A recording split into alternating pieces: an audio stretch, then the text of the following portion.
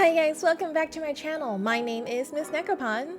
How are you all doing today? Are you enjoying the slime event? How did you do in Grand Hollow? I am enjoying this event immensely. The slime collab is so cool and I love all the thought they put into the map design and of course the content in the banners. Tonight SINoALICE will be releasing another new banner and I'm so excited to tell you about it. PokeLabel has been coming out with banners and events, content just back to back, and it has been super fun 2021 so far. In this banner, we have two new classes. One is Little Mermaid Crusher and the other one is Dorothy Minstrel, and they both look great. And I can't wait to tell you about it, so let's get right into it. To start, the Double Trouble banner is available from February 21st through March 7th. There's no cost up with either of the classes this time, but let's start by talking about the Dorothy Minstrel. Dorothy Minstrel comes with a variety of stats: 100 magical defense, magical attack, and physical attack. And with the Arcana, she can get a total of 500 HP. While HP isn't all that interesting currently, I think the real star of this is actually her weapon. Her weapon is a very special ukulele and has a PvP disadvantage effect. Ukulele of Curiosity is an 18 cost fire harp with a total points of 6670. The Colosseum skill is Sorcerer's Elegy 4, which increases the magical attack of one ally by a massive amount and has a 1.5 times effect when at a disadvantage.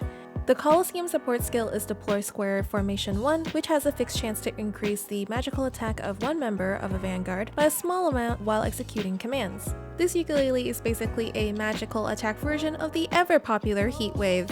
The M attack is pretty high, but the overall stats are pretty mediocre. Regardless, this is an amazing instrument and Minstrel should not sleep on this. If you have any crystals left from the spec banner rolling, I would highly suggest rolling on this ukulele. If you also have a ton of Metal Desire 2 lying around from rolling on the spec banner, this will also be a great candidate to redeem. Next, we have Little Mermaid Crusher. I really love the way this chibi looks. It's so beautiful and so cute. The outfit is just exquisite. And on top of that, this class has some very beefy stats for physical vanguards. With Arcana, she can get a total of 700 physical attack, 100 physical defense, and 100 HP. She's definitely the star of the show between her class and her weapon. The Iron Ball of Misery is a hammer that is a water one with 18 cost with a total points of 6620. The skill here is Water God's Prestige 3, and it deals great physical damage to 1 to 2 enemies and decrease their physical attack and magical attack by a small amount. It comes with Dauntless Courage 1 as the support skill.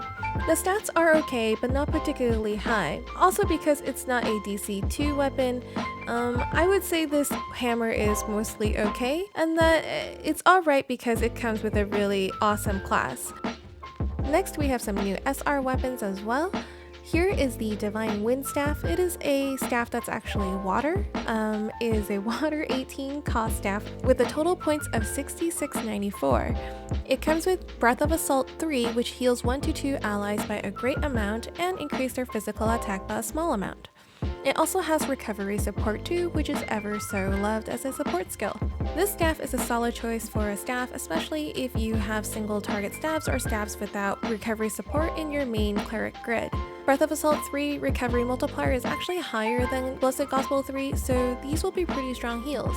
Although compared to Shuna's wand from the collab banner, it's actually hard to beat her staff because that one is straight up 2 targets on a step up banner. So if you have Twilight Crystals and you're choosing between the two, I would still vote for the Shuna's wand.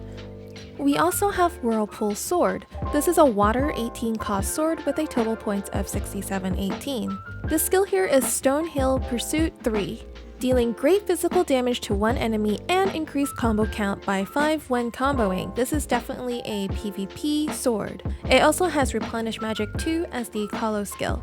Now we all know this Colo skill is not the star here, it is all about that combo count. This sword can go to LL in the future if that's something you're worrying about. It has high overall stats and pretty high P attack. PokeLabel is definitely trying to gear us up for grid swapping, so this can be a very enticing choice for breakers, especially because there hasn't been too many interesting swords in the recent releases. For everyone else that's not a breaker, obviously combo grids can be a very important thing to your guild, so remember to check in and communicate with your team to make sure to see if you need this. Lastly, we have a new nightmare. This one is called Levy. Levy's skill is False Blade, which is the same as Emil, so this is basically the gacha version of good old Emil. False Blade 3 massively raises physical attack for all surviving frontline allies.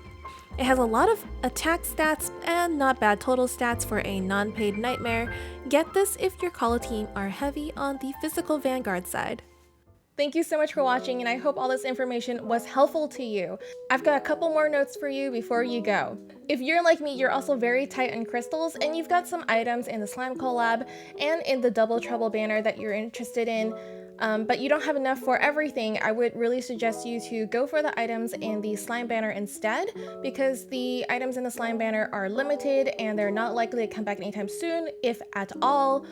And the items in the Double Trouble banner are not limited. They are likely to enter the general pool in the near future, so don't feel pressure to get them now, especially because it's not a step banner, so the rates are not nearly as good as the slime banner. And the other note is that this is going to be the last banner for collecting Medal of Desire 2, and also they won't be adding more items to the medal exchange for Medal of Desire 2, so if you're looking to spend those medals, now would be a good time to take a look at that and see what you want to exchange it for, or how many more medals you want to get something else in there. Just don't forget to use up those medals before March 15th. Lastly, as always, the Royal Creator Support campaign is still happening, so if you haven't done that yet, feel free to complete the questionnaire linked in the description box down below to have a chance to win 100 Twilight Crystals. Please don't forget to like, comment, subscribe if you liked what you see here today for more Sinnoh content in the future. And also do let me know how you guys are all doing. I am very interested to know how you guys are doing in the slime event. Will you be rolling on Double Trouble? What do you think of the banner so far? Let me know with your thoughts down in the comments below, and I will see you all next time. Bye!